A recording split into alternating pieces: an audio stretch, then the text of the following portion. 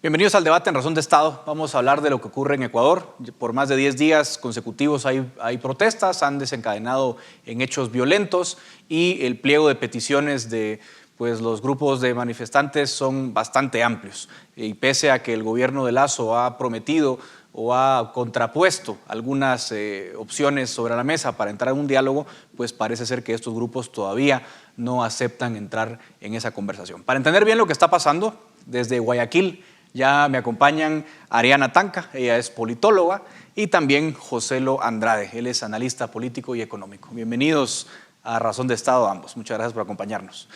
Empiezo contigo, Ariana, para que nos pongas un poco de contexto, ya que estamos hablando de lo que ocurre en estos últimos 10 días. Lo que hemos visto por la prensa internacional es, en pocas palabras, que hay una serie de manifestaciones encabezadas principalmente por las confederaciones de nacionalidades indígenas, la CONAIE, ¿no? Que sabemos que en el pasado también han tenido protestas de similar envergadura.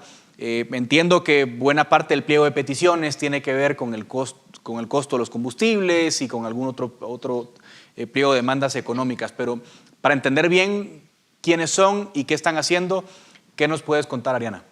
Bueno, muchísimas gracias por la invitación. Es un gusto estar acompañado por ustedes para comentar este tema que realmente nos preocupa a todos y como partes de una misma región, pues a estar enterados de lo que sucede.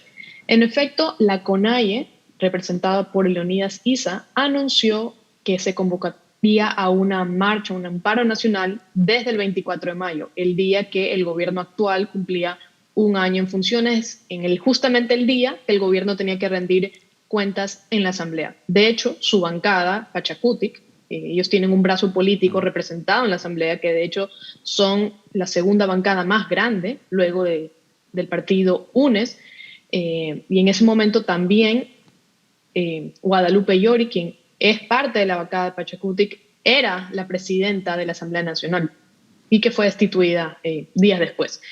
Bueno, entonces anuncian esta movilización para el 13 de junio, es decir, el lunes pasado. Y plantean 10 puntos de protesta en los cuales se habla sobre las condiciones de vida, el aumento del precio de los combustibles, la educación, seguridad, quieren que no existan privatizaciones en el país y un despliegue de 10 peticiones. Entonces se convoca a este paro nacional, empieza el lunes y poco a poco las protestas, que a mi criterio tienen legitimidad en sus pedidos, pero pasaron el borde muy rápido entre una protesta legítima, pacífica y es necesaria en democracia, a cometer actos vandálicos y delitos que no están protegidos ni en los estándares de la Corte Interamericana de Derechos Humanos ni en la actual Constitución. Uno de los puntos álgidos de este conflicto fue incluso la aprehensión de Leonidas Issa por cerrar vías públicas, que está, digamos, unos límites constitucionales a las protestas en Ecuador, que luego fue liberado y está a espera de un juicio. En ese sentido, la CONAIE llamó a radicalizar las movilizaciones y entre esta semana han pasado 3 puntos de quiebre. El primero, el decreto de estado de excepción por parte del presidente, y que hubo un problema con esto porque al inicio se filtró un borrador que era un poco más restrictivo con los derechos. Finalmente, ese no fue el final, sino que simplemente se decretó un estado de excepción para 3 provincias en el país. A partir de ello, la Asamblea lo quiso tratar el día lunes para revocarlo. La Asamblea puede revocar el estado de excepción, pero mientras que la Asamblea lo estaba discutiendo, el Ejecutivo lo derogó e implementó otro estado de excepción donde es mucho más respetuoso con las garantías constitucionales, pero se amplía el estado de excepción a 6 provincias del país. Luego, el gobierno nacional acogió 8 de las 10 propuestas de la CONAIE y les envió una carta. Asimismo, el día de ayer, el gobierno aceptó el diálogo propuesto por las organizaciones de la sociedad civil, con más de 300 organizaciones que el pasado viernes se pusieron a las órdenes para mediar el conflicto. El presidente aceptó y ahora, ya para resumir, el último punto, tras la muerte de un manifestante, la CONAIE ha radicalizado su postura, ha dicho que no va a dialogar con el gobierno en tanto y en cuanto se derogue el estado de excepción, que los militares salgan de donde están sitiados. Por ejemplo, están en la Casa de la Cultura, están en el Parque El Arbolito, están incluso en algunas universidades resguardando el orden público y les ha pedido que eso no, digamos, que se retiren para recién ahí platicarlo con las organizaciones que lo conforman y recién ahí dar una respuesta. Entonces, en resumen, el país está al tanto y a la espera de una respuesta por parte de la CONAIE si se va a sumar a este proceso que ya no es solo de diálogo, sino mediación y negociación. Claro, gracias por ese resumen, Ariana, porque nos pones en contexto de lo que está pasando. A ver, Joselo, obviamente efectivamente, Leonidas Issa pedía esa derogación del estado de excepción como una condición para el diálogo, pero estamos viendo ya hoy que en otra provincia de Ecuador, en Puya, pues hay incidentes de violencia, hay policías desaparecidos, hay otro muerto. Entonces, tampoco se puede entrar en un diálogo con esas condiciones que piden ellos. ¿Cómo ves tú la situación, Joselo? Bueno, yo quisiera complementar un poco lo que ha dicho Ariana, puesto que lo que ella menciona para los ecuatorianos es bastante común, es lo que estamos viviendo, pero siendo que estamos ante un contexto internacional, las personas que nos están escuchando en este momento deben entender un poco más el panorama, ¿no? En este contexto yo quisiera decirte que los grupos que han organizado esta revuelta, esta paralización, este caos, son grupos que han venido buscando desestabilizar a este gobierno desde hace bastante tiempo y el encuentro con esa desestabilización les había sido esquivo. Es decir, lo habían intentado de diversas maneras desde que el gobierno asume funciones.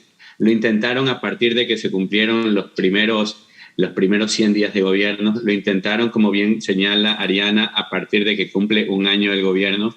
Y en todo momento buscaron la forma de darle un golpe certero al gobierno en funciones y hasta el día de hoy no habían logrado, de hecho todavía no lo logran, no lo van a lograr, encontrarse con el mecanismo adecuado que genere la desestabilización y el caos que en este momento se están generando. Ya lo intentaron en el pasado, yo te diría que están siguiendo una especie de libreto marxista, generando ciertas condiciones, generando desestabilización, generando una percepción también real de violencia. También tenemos que mencionar que, por ejemplo, el gobierno de Guillermo Lasso ha tenido una postura muy frontal con respecto al narcotráfico y se han incautado cientos de toneladas de drogas en este país, de manera tal que alguna estimación que circulaba incluso por las redes hablaba de algo más de 20.000 millones de dólares que habían sido incautados si estas drogas se pusieran a precios de mercado internacional. Entonces, siendo que estos 20.000 millones de dólares son aproximadamente el 20% de la producción nacional del país, pues es una cifra importante que ha puesto al narcotráfico de aliado natural de este grupo que ahora se manifiesta por razones que no siempre son compatibles con un futuro mejor, con un futuro diferente.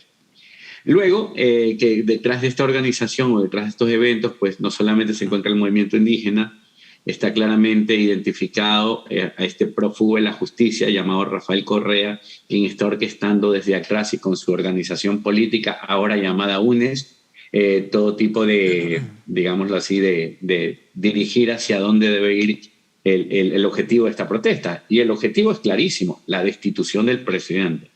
Se pone por delante una serie de pretextos que lamentablemente, incluso de llevarse a cabo, pondrían al Ecuador en peores condiciones. Pero, contado esto, yo creo que el movimiento indígena no quiere diálogo, quiere imponer una agenda, quiere imponer digamos así, una forma de entender las cosas, 10 propuestas que a la larga no solamente no resultan viables, sino en muchos casos contraproducentes para la economía y para el futuro del país.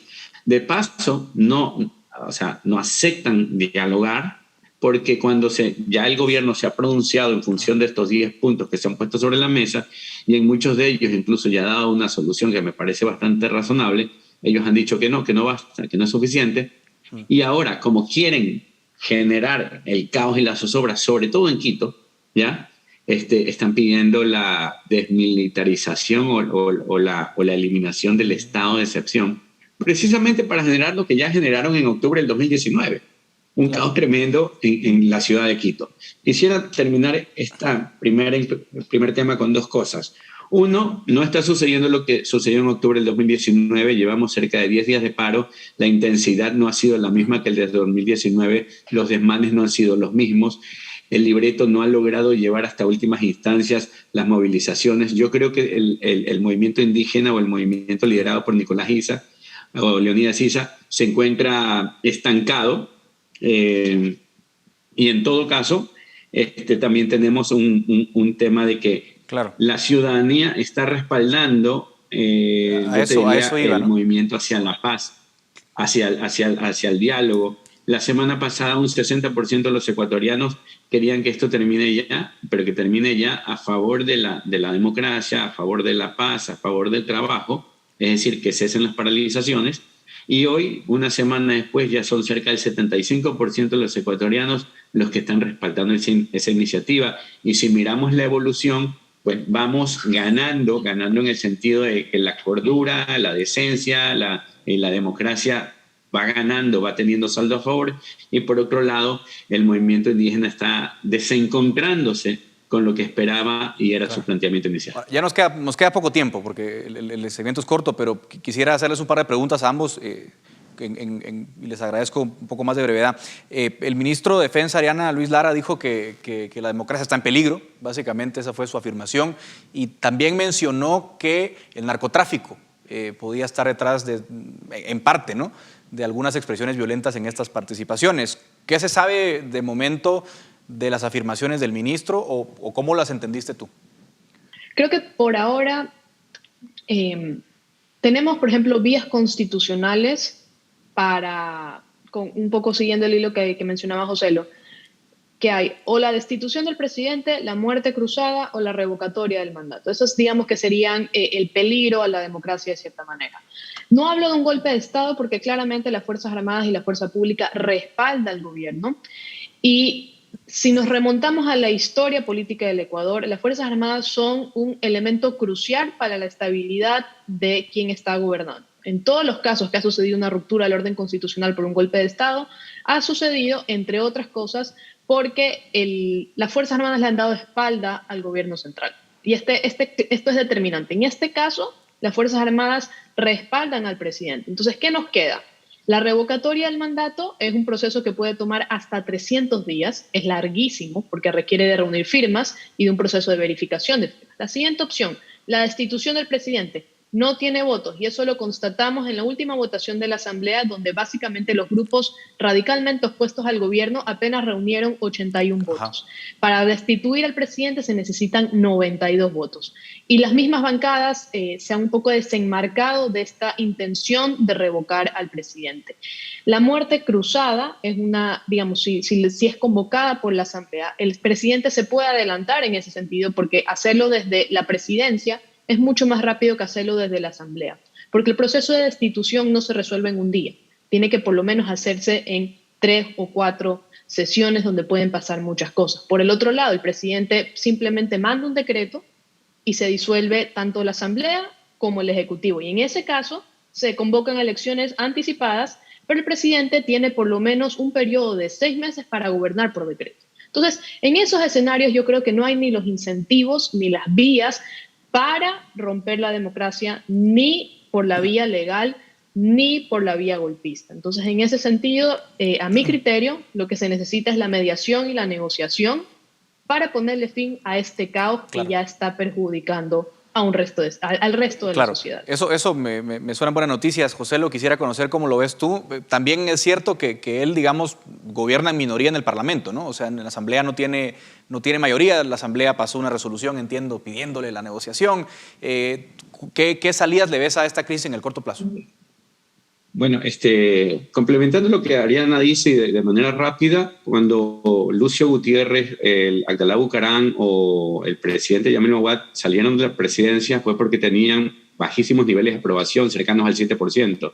En este momento, Guillermo Lasso, así en la última medición que yo recuerdo, ostentaba algo más del 30% de aprobación de los ecuatorianos. Y de hecho la tendencia parece subir en torno a que en este momento la ciudadanía está respaldando la opción de la paz, del diálogo, de la democracia, y de alguna forma el movimiento golpista pues está perdiendo fuerza o se encuentra en una encrucijada o en un callejón sin salida.